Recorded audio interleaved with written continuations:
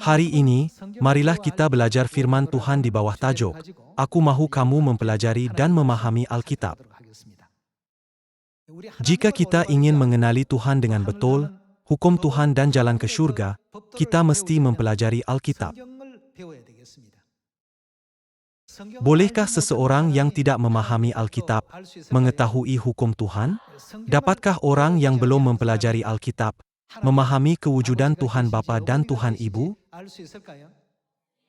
Dapatkah seseorang yang belum mempelajari Alkitab memahami kemuliaan kerajaan Tuhan? Sebab itulah kita mesti belajar Alkitab. Apabila kita memberitakan Injil di Samaria dan sampai ke hujung bumi, kita memberitahu orang tentang Alkitab, bukan? Kerja yang kita jalankan adalah sangat mudah. Tugas yang kita jalankan ialah mengajar Alkitab. Orang yang menerima kebenaran terlebih dahulu harus tahu cara untuk mengajar Alkitab kepada orang yang datang kemudian. Kalau begitu, mengapakah kita harus belajar Alkitab? Dengan mempelajari Alkitab, apakah yang dapat kita temui dalamnya? Kita dapat mencari Tuhan, kehidupan kekal, dan jalan ke surga. Dalam buku Yohanes bab 5 tertulis, kamu menyelidiki kitab suci, karena kamu menyangka bahwa olehnya kamu mempunyai hidup yang kekal. Maksudnya, kita harus belajar Alkitab dengan tekun. Inilah sebab mengapa kita perlu belajar dan mempelajari Alkitab. Tuhan menyuruh kita untuk mempelajari Alkitab dengan tekun agar kita dapat memahami Tuhan, hukum-Nya dan kerajaan surga.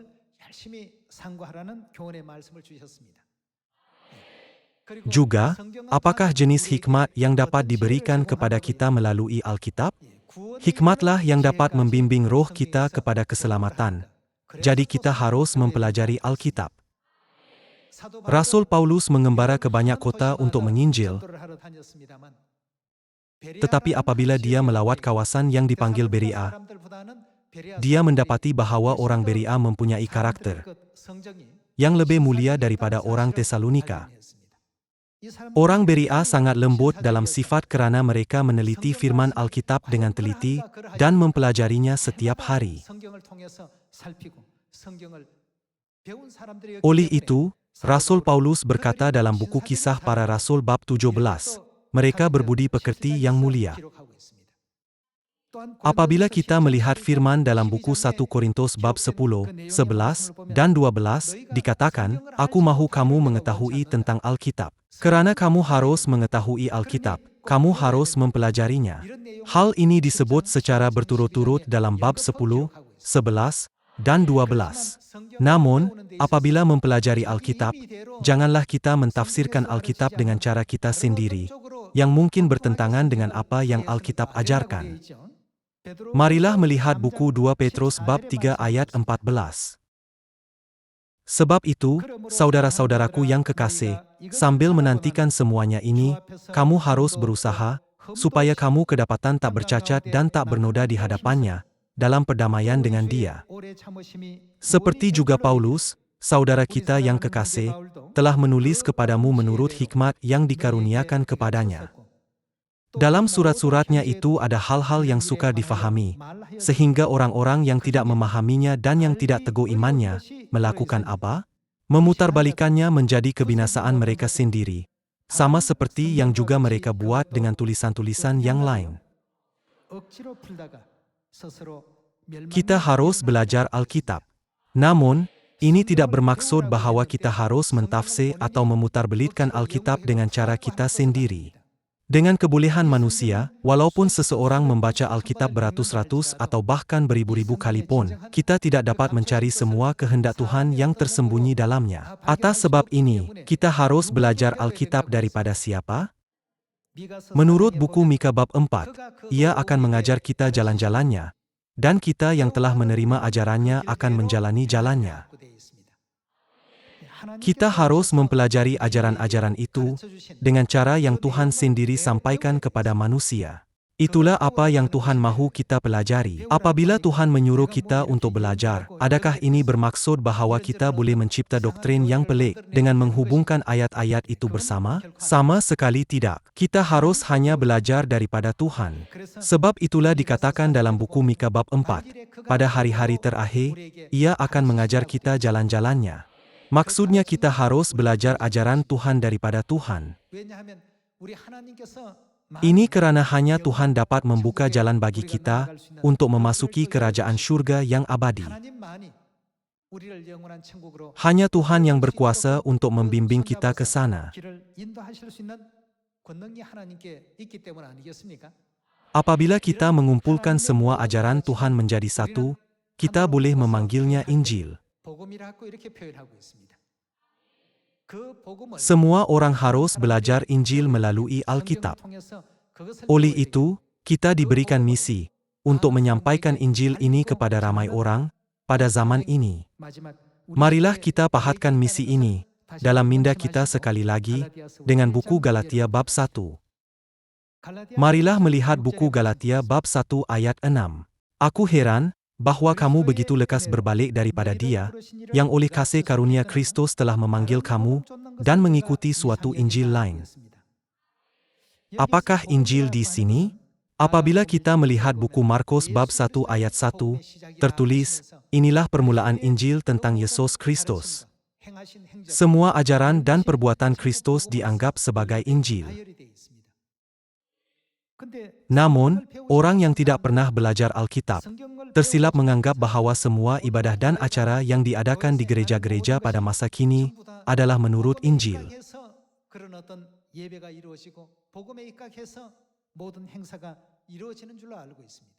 Mereka salah karena mereka tidak pernah belajar Alkitab. Karena mereka belum belajar, apabila kita bertanya, "Mengapa kamu berdoa dalam nama Yesus?" Mereka menjawab, "Kita ialah gereja yang mempercayai Yesus. Jadi sudah tentu kita harus berdoa dalam namanya." Bagaimana pula dengan kita? Sebelum Yesus datang, orang kudus pada zaman Perjanjian Lama berdoa dalam nama Yehova. Tetapi mengapakah orang berdoa dalam nama Yesus pada zaman ini? Adakah kita tahu sebabnya atau tidak? Semua orang yang belajar tentang penyelamat pada setiap zaman dan nama baru tahu jawabannya. Mereka dapat memahami jawabannya dengan segera. Kalian, mempelajari Alkitab adalah sangat penting pada zaman ini. Jadi kita harus mempelajari dengan tekun apa yang Tuhan ajarkan kepada kita dan mempertajam keupayaan kita untuk menginjil, agar kita dapat menyampaikan semua ajaran Tuhan di Samaria dan ke hujung bumi. Ayat 7. Yang sebenarnya bukan Injil.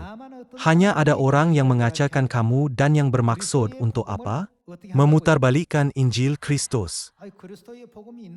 Daripada menerima Injil Kristus, orang cuba memutarbalikkannya. Kalau begitu, bukankah kita harus belajar Alkitab dengan tekun dan bersetuju dengan ajaran-ajaran yang Tuhan berikan kepada kita? Marilah menyambung dengan ayat 8. Tetapi sekalipun kami atau seorang malaikat dari sorga yang memberitakan kepada kamu suatu Injil yang berbeda dengan Injil yang telah kami beritakan kepadamu, apakah yang akan berlaku kepadanya? Adalah lebih teruk daripada tidak percaya kepada Tuhan. Jika memberitakan Injil lain, terkutuklah dia. Ayat 9. Seperti yang telah kami katakan dahulu, sekarang kukatakan sekali lagi, jikalau ada orang yang memberitakan kepadamu suatu Injil yang berbeda dengan apa yang telah kamu terima, terkutuklah dia. Paulus menekankan ini berkali-kali. Kita harus mengamalkan iman dan bekerja dengan tekun hanya untuk Injil Kristus yang Tuhan berikan kepada kita. Walaupun kita bekerja keras untuk Injil lain yang bukan Injil sama sekali, apakah yang akan berlaku kepada hubungan kita dengan Tuhan? Semakin kita bekerja, semakin jauh kita akan berkembang di luar Tuhan, menjadi musuh Tuhan. Ada banyak sebab mengapa kita harus belajar Alkitab. Oleh itu, kita perlu belajar melalui Alkitab, sama ada hari Sabat dan Paskah Perjanjian Baru yang kita sambut hari ini, adalah milik Injil Kristus atau tidak? Dengan menjawab soalan-soalan ini satu demi satu, marilah kita menjadi umat Tuhan, yang dapat memberitakan Injil ini di Samaria dan sampai ke hujung bumi. Marilah melihat buku Markus bab 1 ayat 1. Inilah permulaan Injil tentang Yesus Kristus, Anak Tuhan. Apabila Yesus mula melaksanakan Injil, apakah teladan pertama yang Yesus berikan kepada kita? Marilah menyambung dengan ayat 3. Ada suara orang yang berseru-seru di padang gurun, "Persiapkanlah jalan untuk Tuhan, luruskanlah jalan baginya." Demikianlah Yohanes Pembaptis tampil di padang gurun dan menyerukan, "Bertobatlah dan berilah dirimu dibaptis, dan Tuhan akan mengampuni dosamu." Lalu datanglah kepadanya orang-orang dari seluruh daerah Yudea dan semua penduduk Yerusalem, dan sambil mengaku dosanya mereka dibaptis di sungai Yordan. Yohanes memakai jubah bulu unta dan ikat pinggang kulit, dan makanannya belalang dan madu hutan. Inilah yang diberitakannya, "Sesudah aku akan datang Ia yang lebih berkuasa daripadaku. Membungkuk dan membuka tali kasutnya pun aku tidak layak. Aku membaptis kamu dengan air, tetapi Ia akan membaptis kamu dengan Roh Kudus." Pada waktu itu datanglah Yesus dari Nazaret di tanah Galilea, dan Ia dibaptis di sungai Yordan oleh Yohanes. Sesudah dibaptis, Yesus segera keluar dari air. Contoh pertama yang Yesus tunjukkan pada mulanya ialah baptisan. Ini boleh dianggap sebagai permulaan Injil. Sekarang, antara semua perbuatan Kristus, marilah kita melihat ayat 14. Sesudah Yohanes ditangkap datanglah Yesus ke Galilea memberitakan Injil Tuhan. Katanya, "Waktunya telah genap, kerajaan Tuhan sudah dekat. Bertobatlah dan percayalah kepada Injil." Yesus berkata, "Percayalah berita baik." Tetapi tanpa mempelajari berita baik, bagaimanakah kita dapat mempercayainya? Buku Markus bab 1 ayat 21. Mereka tiba di Kapernaum. Setelah hari Sabat mulai, Yesus segera masuk ke dalam rumah ibadat dan mengajar. Mereka takjub mendengar pengajarannya, sebab Ia mengajar mereka sebagai orang yang berkuasa, tidak seperti ahli-ahli Taurat. Menurut buku Lukas bab 4, perintah siapakah untuk menyambut hari Sabat?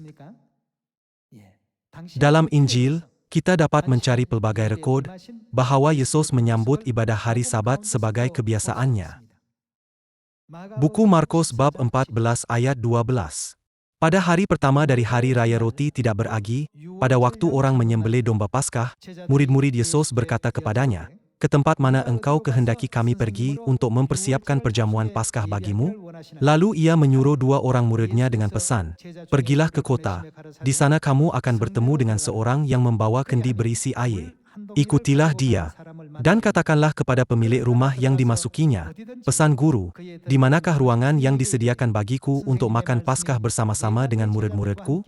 Lalu orang itu akan menunjukkan kamu sebuah ruangan atas yang besar, yang sudah lengkap dan tersedia. Disitulah kamu harus mempersiapkan perjamuan Paskah untuk kita."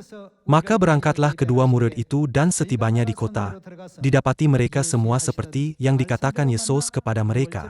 Lalu mereka mempersiapkan Paskah. Babak Yesus merayakan Paskah bersama dengan murid-muridnya, juga direkodkan sebagai sebahagian daripada Injil. Menyambut hari Sabat dan Paskah ialah Injil. Baptisan juga ialah Injil. Mengikut semua jejak Kristus, kita mesti berjalan di jalannya. Dalam buku Markus bab 7, ada babak yang Injil dipanggil perintah Tuhan. Buku Markus bab 7 ayat 6. Jawabnya kepada mereka, "Benarlah nubuat Yesaya tentang kamu, hai orang-orang munafik. Sebab ada tertulis, bangsa ini memuliakan aku dengan bibirnya, padahal hatinya jauh daripadaku. Percuma mereka beribadah kepadaku, sedangkan ajaran yang mereka ajarkan ialah perintah manusia." Mengapa peraturan manusia dianggap sia-sia? Ini karena itu bukan Injil Kristus, tetapi Injil yang berbeza. Perintah Tuhan kamu abaikan untuk berpegang pada adat istiadat manusia. Yesus berkata pula kepada mereka, sungguh pandai kamu mengesampingkan perintah Tuhan, supaya kamu dapat memelihara adat istiadatmu sendiri.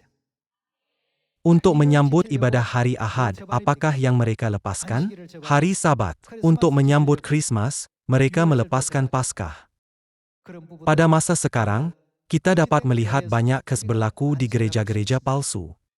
Mari kita lihat buku Kolose bab 1 ayat 23.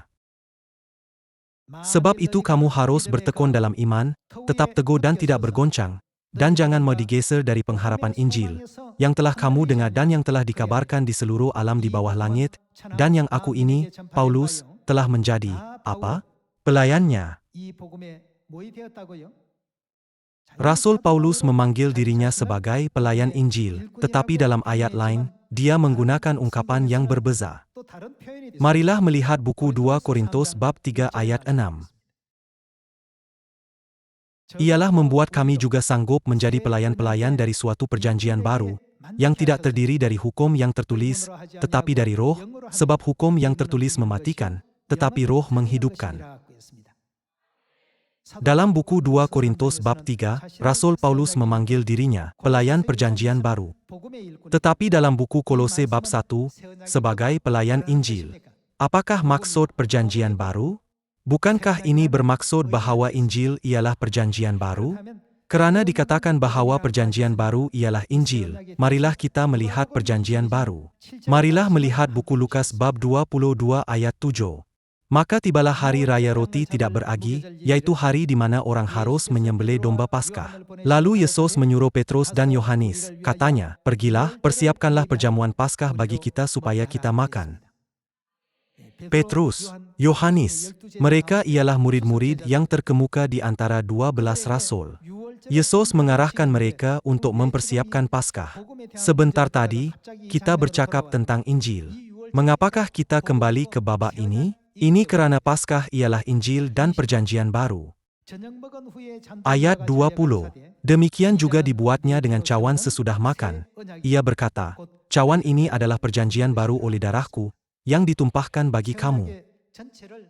Ini ialah malam Paskah apabila perjanjian baru diisytiharkan. Melalui Paskah, kita dapat membezakan gereja mana yang memberitakan Injil Kristus, dan gereja mana yang memberitakan Injil yang berbeza. Kita perlu memahami ini dengan betul. Mengenai Paskah, Yesus berkata, cawan ini adalah perjanjian baru oleh darahku, yang ditumpahkan bagi kamu. Jadi gereja yang menyambut Paskah ialah gereja yang mematuhi Injil Kristus. Jika gereja menafikan kebenaran perjanjian baru atau tidak mematuhinya, gereja itu pasti dikawal oleh Injil yang lain, bukan oleh Injil Kristus. Inilah apa yang perlu kita fahami pada hari ini. Apakah janji Tuhan yang terkandung dalam Injil, dan apakah peranan yang Injil mainkan? Marilah pergi ke buku Efesus bab 3 ayat 6, dan memahami mengapa Tuhan memerintahkan kita untuk memberitakan Injil, yaitu perjanjian baru. Yaitu bahwa orang-orang bukan Yahudi karena berita Injil. Orang bukan Yahudi ialah orang yang tidak mempercayai Tuhan. Bahkan orang yang tidak percaya pun dapat menjadi pewaris dalam Kristus Yesus melalui Injil jika mereka menerima perjanjian baru dan hidup menurut ajaran-ajarannya.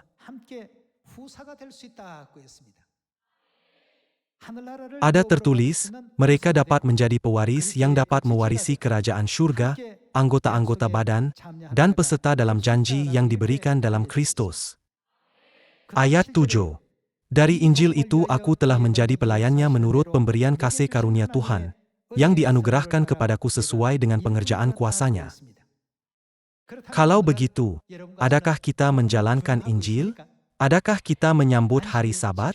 Adakah kita dibaptis dalam nama Bapa, Anak, dan Roh Kudus?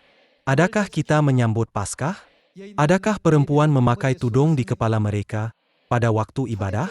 Gereja yang menjalankan semua hukum dan peraturan yang Yesus Kristus tunjukkan kepada gereja awal sebagai teladan, ialah gereja Tuhan kita. Dengan mempelajari Alkitab, kita dapat memahami Injil dan rancangan keselamatan Tuhan untuk manusia sejelasnya. Semua saudara-saudari di Sion, marilah kita sampaikan mesej Tuhan yang terkandung dalam Alkitab. Berharap bahwa Anda menerima banyak rahmat. Saya tamatkan khutbah hari ini. Sekian, terima kasih.